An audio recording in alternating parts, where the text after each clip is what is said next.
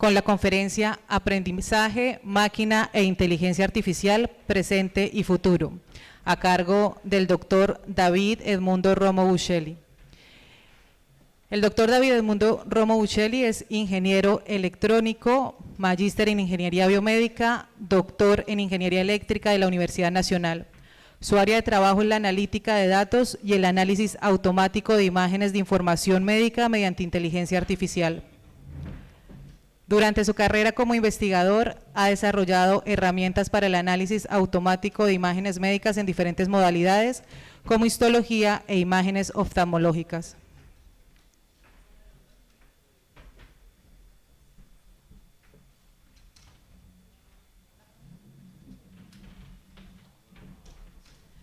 Sin más preámbulos, los dejo entonces en compañía del doctor David Edmundo Romo Buccelli y su conferencia Aprendizaje, Máquina e Inteligencia Artificial, Presente y Futuro.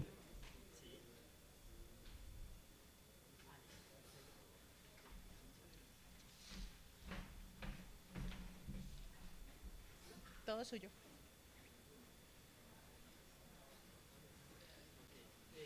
Bueno, muy buenos días a todos. Entonces, voy a iniciar con esta presentación acerca…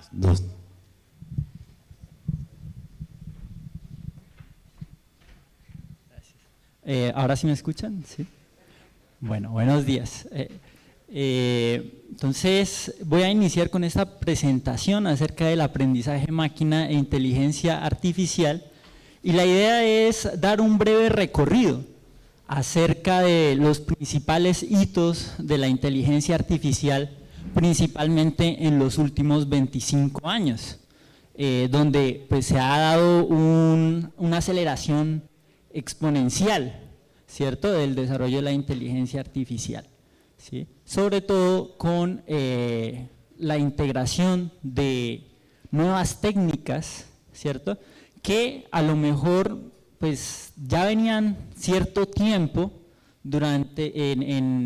ya habían sido introducidas con cierto tiempo, pero que debido a unos fenómenos particulares asociados a la capacidad que nosotros tenemos en las máquinas de cómputo, que asociado también a la capacidad de almacenamiento que tenemos hoy en día, y también a la facilidad que existe para adquirir nuevos datos, pues se han venido potenciando de una forma tremenda, ¿no?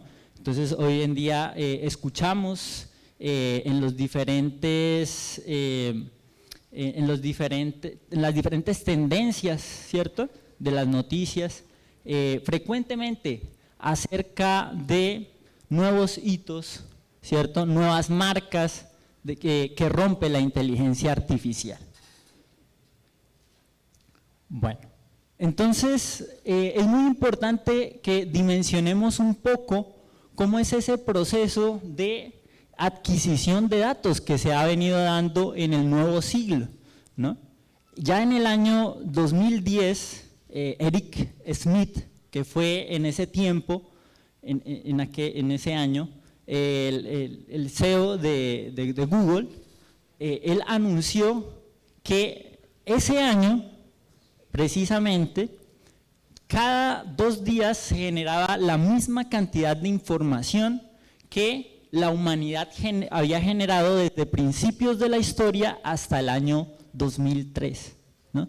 Entonces estamos, eso en el año 2010, o sea, ya estamos pues hace 13 años más adelante, ¿cierto? Entonces hoy en día la cantidad de generación de datos es aún mayor, ¿cierto? Y pues eso también pues denota un poco esa gran cantidad de información que nosotros tenemos para trabajar, que es información no estructurada, ¿cierto? Entonces existen elementos que han cambiado en el nuevo siglo, que han facilitado que pues técnicas que ya tenían cierto conocimiento, de las que ya se tenía cierto conocimiento, puedan ser explotadas en su totalidad, ¿no? Y aquí vemos un poco de lo que se trata esta presentación. Vamos a ver pues esta parte de la introducción. Vamos a ver algunos hitos de la inteligencia artificial que han tomado los titulares pues, noticiosos.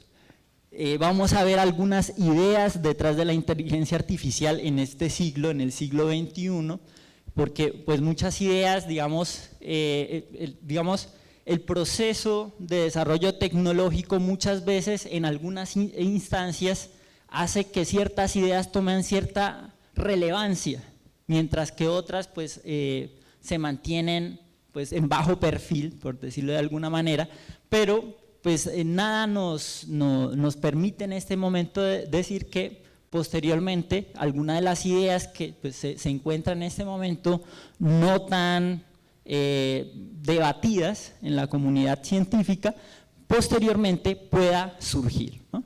Entonces, vamos a hablar un poco de esas tendencias del siglo XXI que pues están en boga. Y finalmente, pues daré algunas breves conclusiones, las cuales me centraré en las limitaciones que tiene la inteligencia artificial. No es una panacea, muchas veces para digamos, poner en funcionamiento este tipo de modelos se necesitan unos procesos de afinación bastante dispendiosos y muchas veces esos procesos de evaluación son complicados, son difíciles y es difícil llegar a una reproducibilidad muchas veces con lo que se tiene, por ejemplo, en el estado del arte. Entonces, iniciemos con pues uno de los grandes anhelos que ha existido en la humanidad, ha sido ese deseo de tener un autómata, ¿no? Un autómata inteligente. Y esto se puede ver en la antigüedad, en varios textos, en varias leyendas que han existido. Una bastante famosa es la leyenda del golem, el golem de Praga, ¿no? Que lo recoge muy bien Jorge Luis Borges en sus escritos, ¿cierto?, acerca del golem, básicamente donde una serie de pronunciamientos esotéricos dado por el maestro León Judá trae a la vida al golem, ¿cierto?, que en su momento tiene cierta inteligencia, pero pues que de todas formas es un pues muñeco que no cumple muy bien las tareas, ¿no? Entonces ahí se ve que históricamente hemos tenido siempre ese anhelo de tener o de traer a la vida, ¿cierto?, una inteligencia artificial, ¿cierto? Y esto también se puede ver en otros en el desarrollo de varios autómatas mecánicos a lo largo de la historia. Por ejemplo, en el siglo XVI, siglo XVII, ya era, pues, se veían algunos artefactos mecánicos que se desarrollaban y que pues producían cierta fascinación, ¿no? Algunos ejemplos tenemos el turco de Kempelen, que básicamente era, pues no era un autómata, ¿cierto?, porque había alguien escondido que básicamente lo que hacía era mover las piezas, pero pues sorprendía a la gente, era una fascinación completa, ¿no?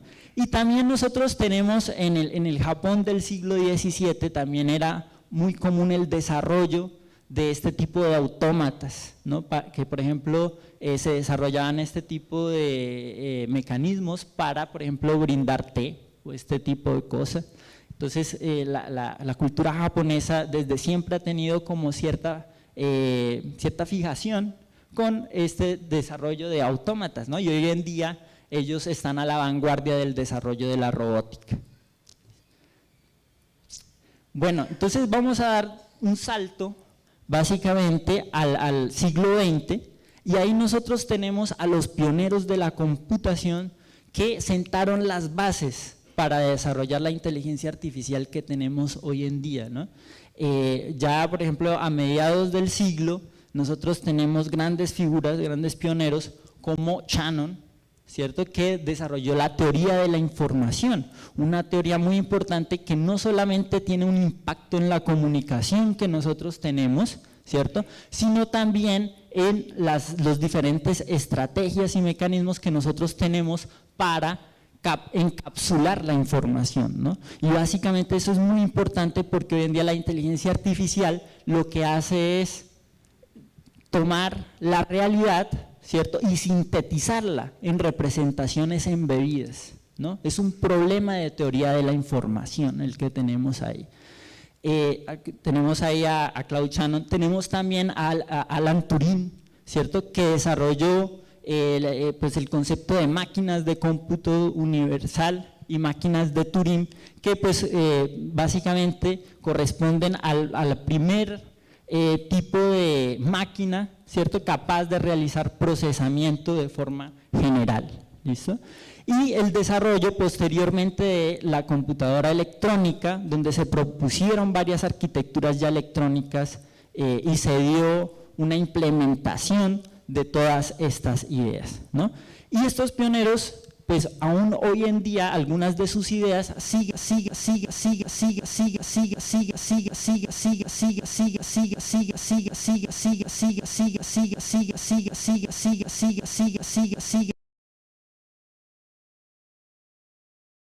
en el caso de Turing, uno de los elementos clave que se ha mencionado y que aún hoy en día pues, genera debates y discusión es lo que se denomina el test de Turing, ¿cierto? El test de Turing básicamente pues, corresponde a una prueba, este es un concepto que desarrolló, ¿cierto?, Turing en 1900, bueno, a mediados del siglo XX, cuando pues digamos aún estábamos muy lejos de tener una inteligencia artificial, pero ya en ese momento ellos pues, pensaban alrededor de estos conceptos, ¿no? Cómo determinar si una máquina, ¿cierto?, desarrollada logra cierta capacidad, cierta inteligencia, ¿cierto?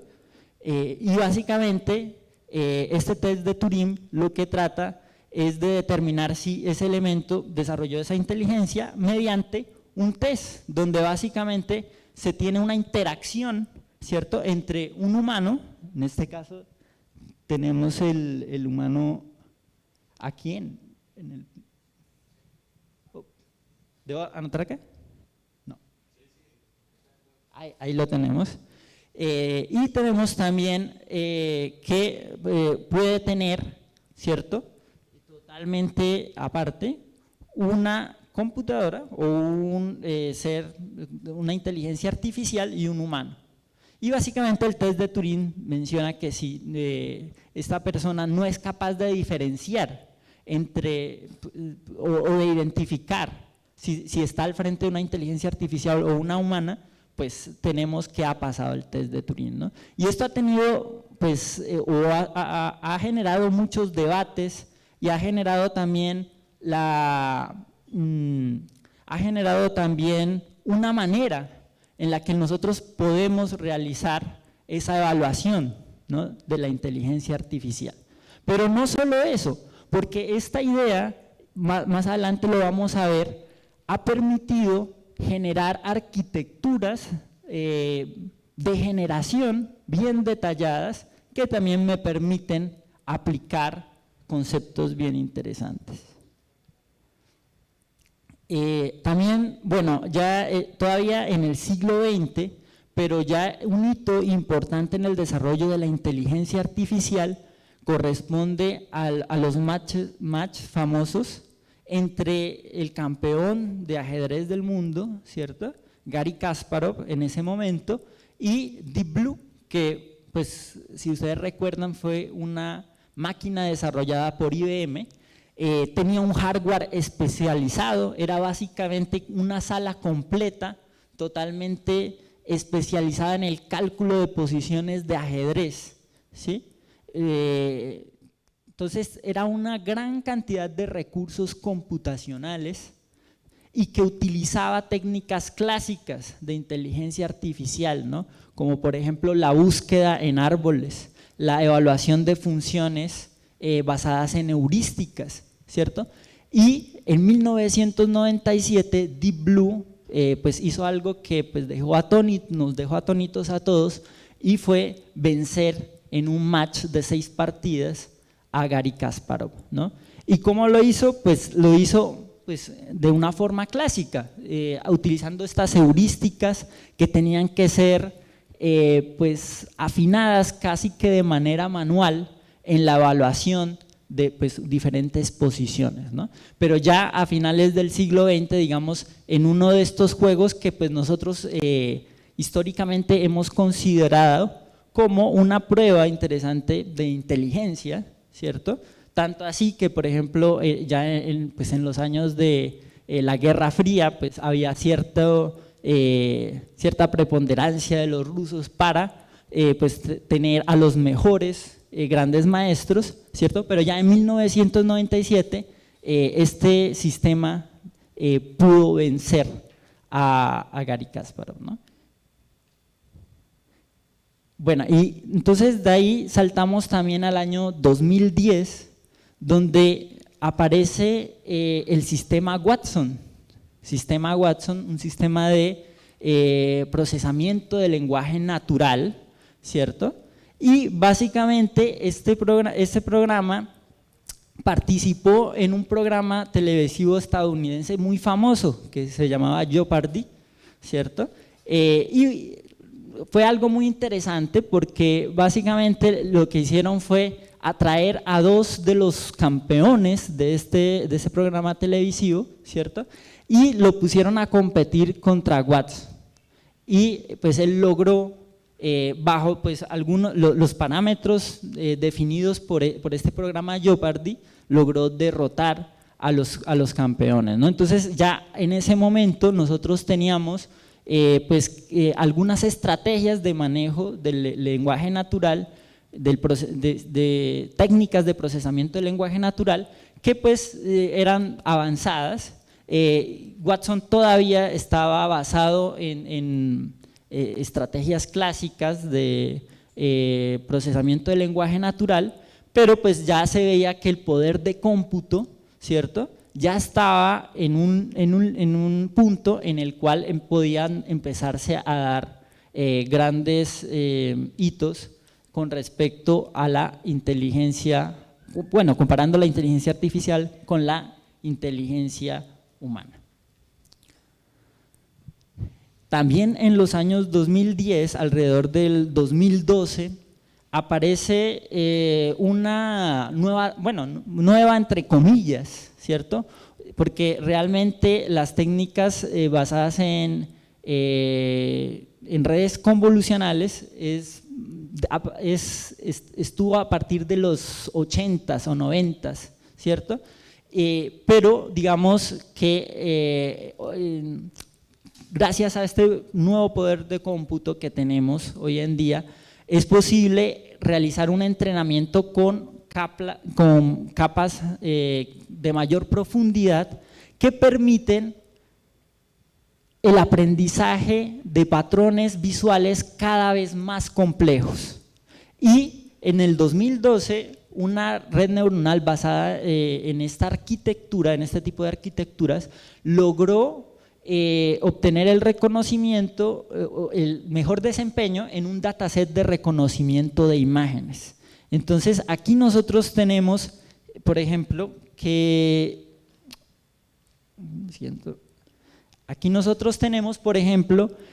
los patrones que aprendió corresponden a filtros, de forma muy similar a cómo funciona nuestro sistema visual, ¿cierto? Y al tener capas profundas, nosotros desarrollamos patrones cada vez más complejos en el aprendizaje de pues estos modelos de inteligencia artificial.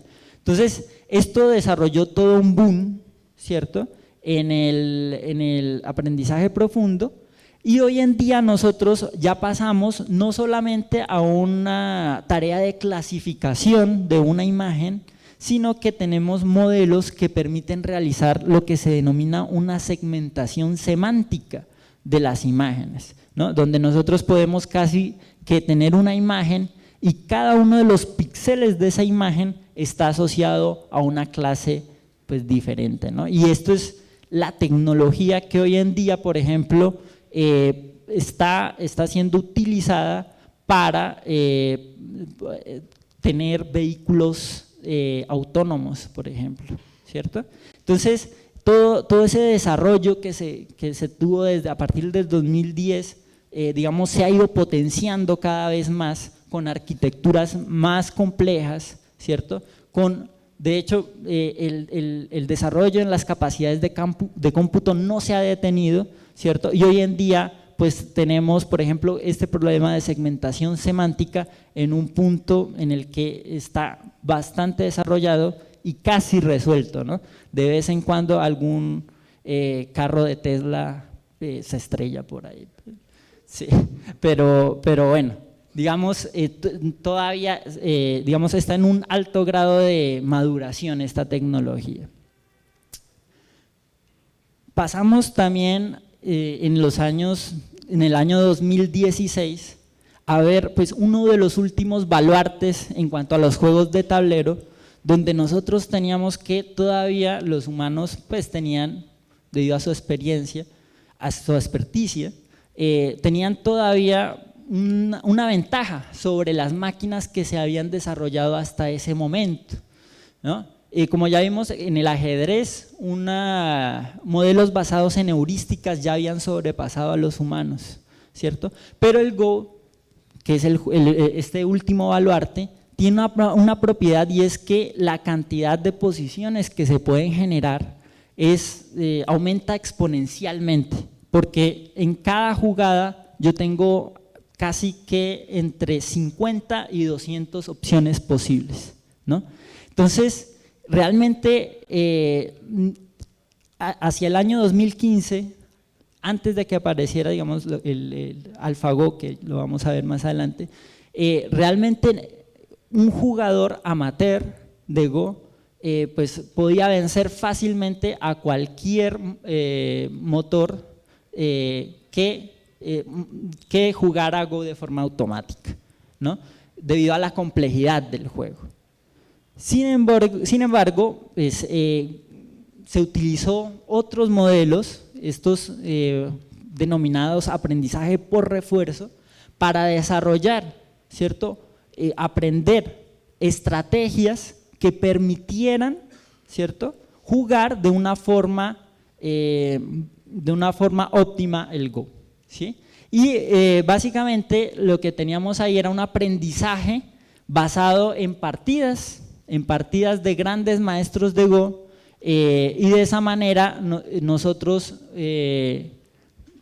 tenemos que se pudo aprender políticas, que se pudo aprender estrategias bastante complicadas, y en el año 2016 se enfrentó uno de los seres humanos más fuertes en el juego de Go contra AlphaGo, ¿no?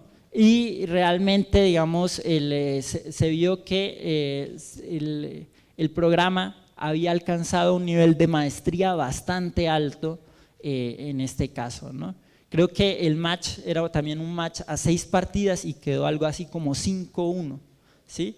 Entonces, en este caso, digamos, debido a la complejidad del juego, el método de inteligencia artificial empleado logró encontrar estrategias que incluso los más expertos del juego se maravillaban, ¿sí? Porque no eran usuales, ¿sí? Entonces, esto también denota una propiedad de la inteligencia artificial, y es el descubrimiento de nuevos patrones que pueden existir en la realidad, ¿cierto?, pero que nosotros aún no conocemos, ¿no? Entonces abre también las puertas a un nuevo enfoque que nosotros podemos tener en la parte de investigación. Bueno, y digamos, un año después de que tuvimos AlphaGo, la misma empresa, DeepMind, desarrolló AlphaZero. Y AlphaZero tiene una propiedad, y es que mientras que AlphaGo tuvo acceso a bases de datos de grandes maestros de Go para aprender estrategias, AlphaZero fue una aproximación en la cual básicamente se le daba al modelo las reglas del Go, ¿cierto? Y simplemente pues, se le mencionaba en qué momento pues, había un vencedor o no. Y lo que tiene de particular AlphaZero es que gracias a la simulación de partidas de agentes de AlphaZero contra sí mismo, ¿cierto? De millones de partidas, ¿cierto?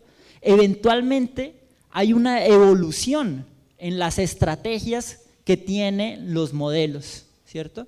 Y se llegaron a niveles pues, bastante altos de maestría del juego.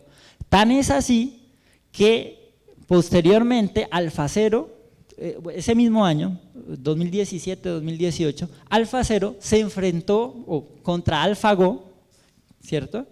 Y también lo venció pues, de una forma bastante significativa.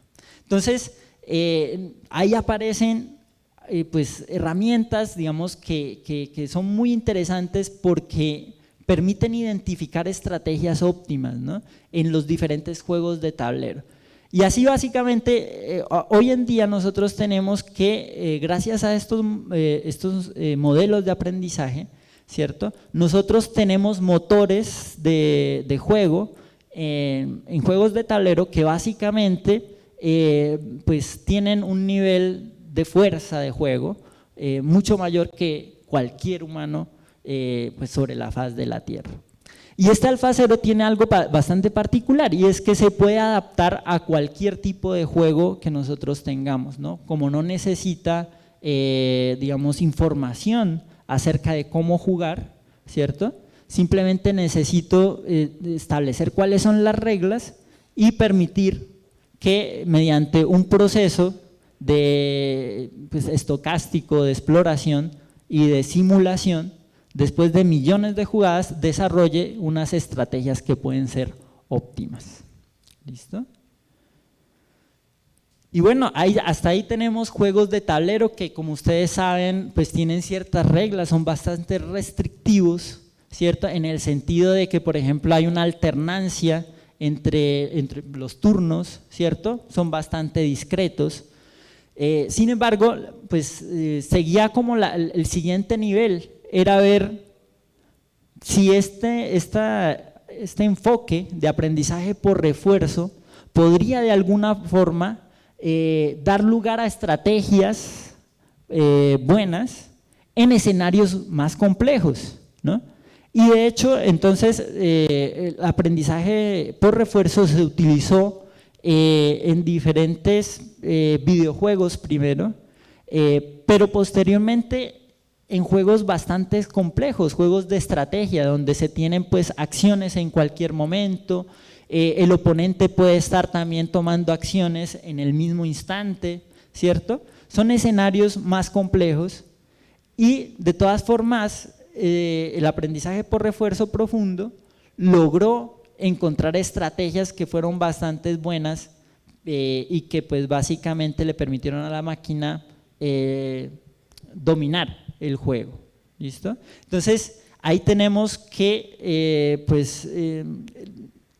que estos métodos de aprendizaje profundo combinados por ejemplo con estrategias de simulación, ¿cierto? Simulación, pueden llegar a ser muy efectivas para encontrar estrategias de solución a básicamente cualquier tipo de problema. Por ejemplo, un problema que nosotros tenemos ya un poco más saliéndonos de los juegos es la programación, ¿cierto?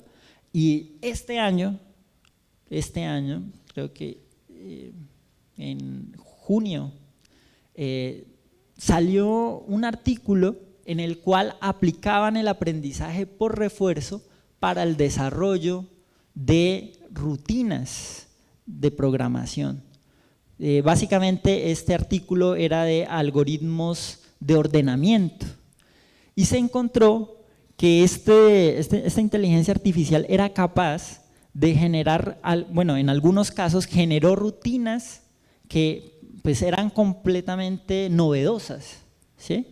Y que en algunas ocasiones eran más eficientes que las rutinas actuales, ¿no? Entonces ahí vemos el poder de ese enfoque, que no solamente me permite pues encontrar estrategias óptimas en un juego, sino que se puede aplicar a pues, aplicaciones de ingeniería, aplicaciones complejas de ingeniería.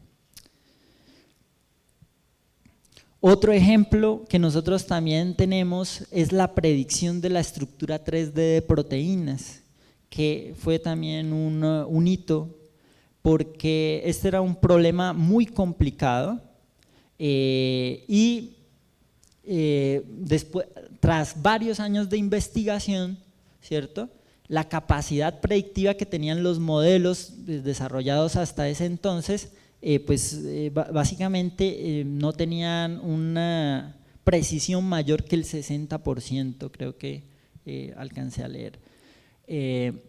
Pero entonces, mediante la adecuación de ciertas redes de aprendizaje profundo, ¿cierto?, a las estructuras y limitaciones evolutivas, físicas, geométricas que se pueden tener en la construcción de proteínas, ¿cierto?, se logró tener un método basado en aprendizaje profundo que permitía tener una gran precisión en la predicción de proteínas, ¿no? Y esto pues tiene unas implicaciones muy grandes en el desarrollo, por ejemplo, de nuevos fármacos, ¿sí? Y bueno, pues ahí vemos nuevamente cómo toda esta investigación que se realizaba primero en datasets muy bien definidos, posteriormente en escenarios de juegos, ¿cierto?, tomó casi que una década, bueno, menos de una década diría yo, para ya empezar a enfrentarse a problemas pues, de ingeniería, problemas de medicina reales, ¿listo? Entonces ahí pues ya viene un impacto bastante alto en este tipo de modelos. Y hoy en día, pues ya este año básicamente, nosotros tuvimos pues yo el privilegio de vivir pues en estos tiempos.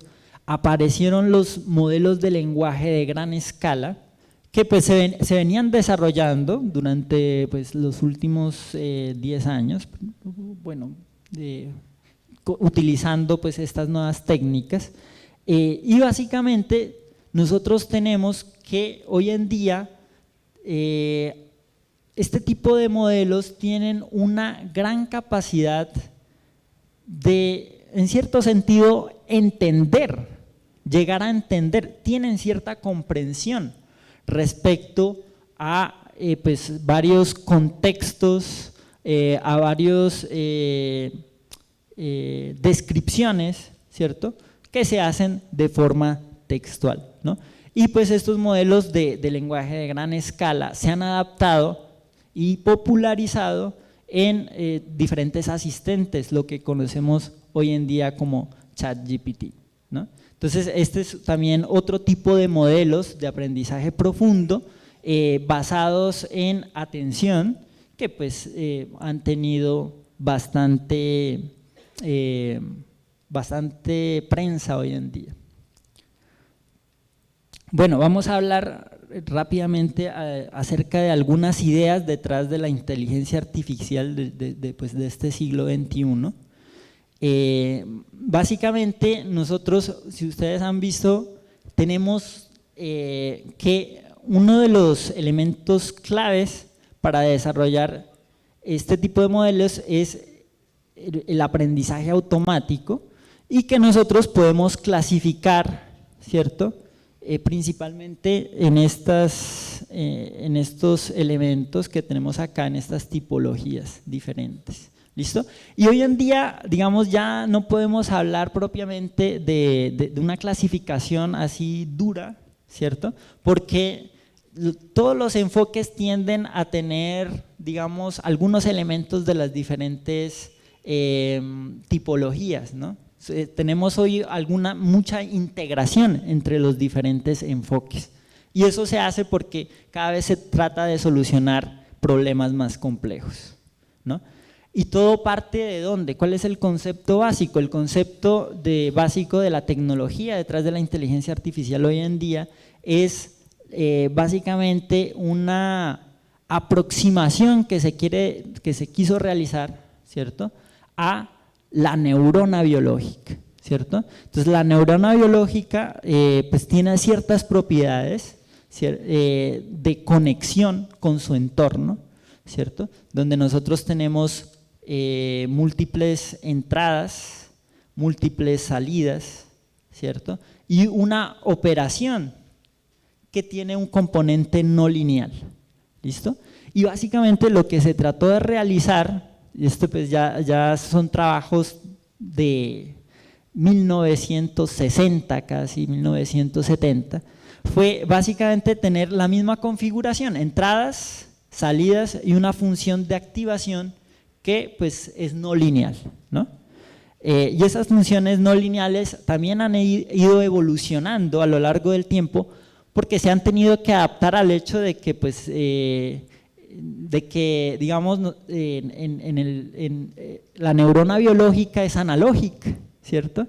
Pero acá nosotros tenemos que trabajar pues con elementos digitales y de pronto las mismas funciones de aproximación de activación que nosotros tenemos en la biología pueden no ser no tener las propiedades idóneas para los cerebros digitales, ¿no? Entonces han ido evolucionando también esas funciones de activación con propiedades que pues hoy en día facilitan el entrenamiento básicamente de los modelos de aprendizaje profundo, ¿listo? Otro elemento que pues ha resultado clave en el desarrollo de la inteligencia artificial es el algoritmo de backpropagation, donde básicamente durante el entrenamiento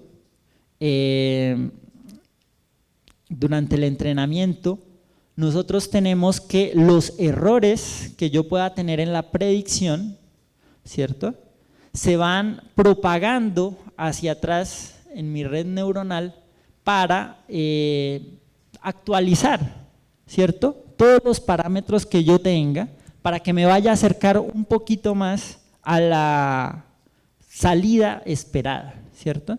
Entonces este es digamos uno de los entrenamientos clásicos que nosotros tenemos. Tenemos una entrada, una salida, yo conozco cuál es la salida, ¿cierto? Pero pues digamos a lo mejor cuando yo proceso en el modelo voy a tener una salida diferente y lo que voy a hacer es básicamente ajustar todo mi modelo para aproximarme un poquito más a la salida esperada.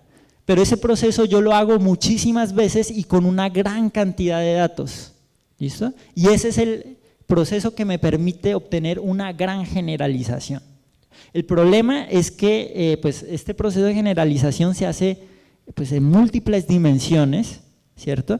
Y no es claro si existe un mínimo, ¿cierto? Es un proceso de optimización el que tenemos ahí. No tenemos claro cómo es ese espacio sobre el cual se está realizando esa aproximación. Pero sorprendentemente, los algoritmos de gradiente descendiente estocástico pues han funcionado relativamente bien en este tipo de arquitecturas, ¿no? Entonces ese también es un tema que pues todavía se está explorando, no sabemos por qué funcionan tan bien, ¿no? Una vez nosotros tenemos la suficiente cantidad de datos.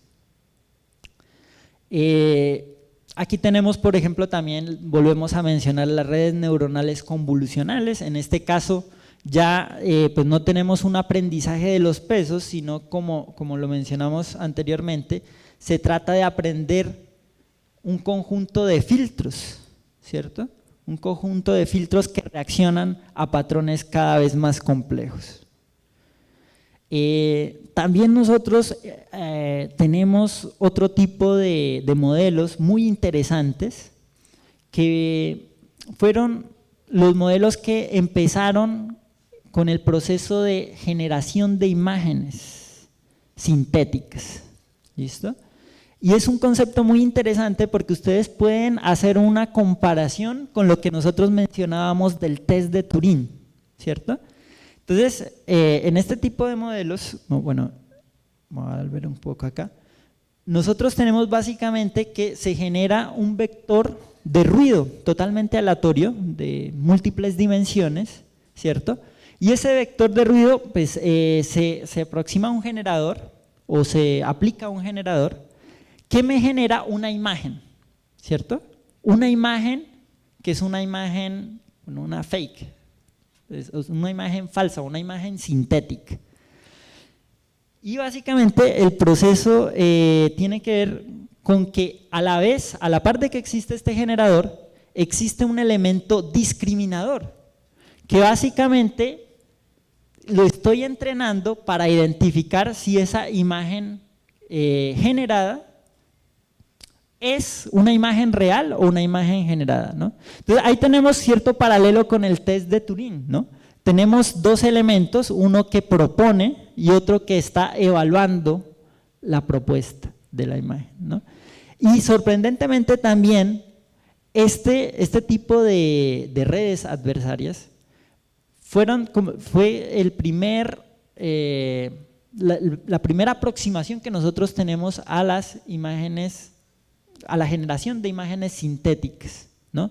Después nosotros tuvimos toda una evolución, ¿cierto?, en el cual se iba incrementando la resolución, en la cual, digamos, ya de pronto hasta se tenían, por ejemplo, un prompt, ¿cierto?, para la generación de una determinada imagen, y aparecen pues sistemas comerciales como lo que tenemos hoy en día, ¿no?, como Midjourney y otros tipos de elementos, ¿no? Pero digamos, en el año 2014 aparecen este tipo de modelos. Otro elemento muy importante y en el cual se ha estado realizando bastante investigación es añadir un elemento de interpretabilidad a estos modelos, porque en cierto sentido este tipo de modelos, al tener una gran cantidad de parámetros, funcionan hasta cierto punto como una caja negra, ¿cierto?, en la cual yo entro a algo, sale algo y no sé realmente qué hizo, ¿cierto? Y eso puede generar bastante problemas, sobre todo si, por ejemplo, yo estoy hablando de aplicaciones pues, críticas, por ejemplo, en medicina, ¿no?, identificación de cáncer o este tipo de cosas. Nosotros queremos saber cómo se llegó a un determinado diagnóstico, por ejemplo, ¿sí? Entonces, en ese caso, nosotros necesitamos el desarrollo de técnicas que me permitan explicar los resultados que me generan los modelos, ¿no? Y ahí, por ejemplo, existen este tipo de técnicas que se han ido evolucionando y que cada vez me permiten tener mejores descripciones de por qué o cuáles son pues, los elementos que me permiten tener determinados resultados. ¿Listo? También tenemos algunos enfoques que han aparecido alrededor del año 2017 basados en la atención, ¿no? Y estos pues digamos son los que son las bases que nosotros tenemos para pues los modelos de lenguaje a gran escala que tenemos hoy en día, ¿no? Donde básicamente yo tengo que casi que, por ejemplo, en un párrafo, yo puedo acceder a cualquier punto de la secuencia de texto, ¿cierto?, e identificar cuáles son los elementos más relevantes para pues, la interpretación de ese párrafo, ¿no? Entonces ahí, digamos, se han desarrollado también arquitecturas, en este caso denominado transformers, para la identificación y comprensión de ese lenguaje natural. Otro frente que pues, hoy en día también está bastante explorado es el aprendizaje autosupervisado. Entonces, cuando iniciamos esta sección yo les presenté 3 tipologías de aprendizaje máquina. Teníamos el aprendizaje supervisado, el no supervisado y aprendizaje por refuerzo, pero el que más ha sido utilizado hoy en día exitosamente ha sido el aprendizaje supervisado, es el que está más maduro, por decirlo de alguna manera, pero tiene ciertas desventajas en el sentido de que si yo por ejemplo estoy hablando de una aplicación donde no tengo suficientes etiquetas en mis datos, pues puedo tener ciertos problemas para obtener modelos efectivos, ¿no? Entonces, una de las premisas que tiene el aprendizaje autosupervisado es que yo voy a generar una serie de tareas para mi modelo, que son tareas generales, pero que me van a dar una buena representación de embebida de mis datos. Entonces recordemos que también aquí hablábamos de la teoría de la información. Básicamente yo lo que estoy tratando de aprender es representaciones embebidas que me permitan describir el mundo, ¿no? Entonces en este caso nosotros diseñamos ciertas tareas que son tareas generales, ¿cierto?, para tratar de obtener representaciones robustas. Bueno, entonces ahí también finalizamos con este pequeño vistazo a cuáles pues son los elementos de investigación actual que tenemos de la inteligencia artificial, y vamos a ver también pues algunas tendencias y hablar del impacto que se puede tener en algunos frentes pues en nuestra sociedad en general, ¿no? Impacto en la educación, pues digamos la interacción que pueden tener los estudiantes con este tipo de herramientas puede facilitar el proceso de aprendizaje. Podemos tener recolección, por ejemplo, de las interacciones y diseñar una personalización de ese aprendizaje, y también tratar de realizarlo de forma más eficiente, ese tipo de proceso. ¿Listo?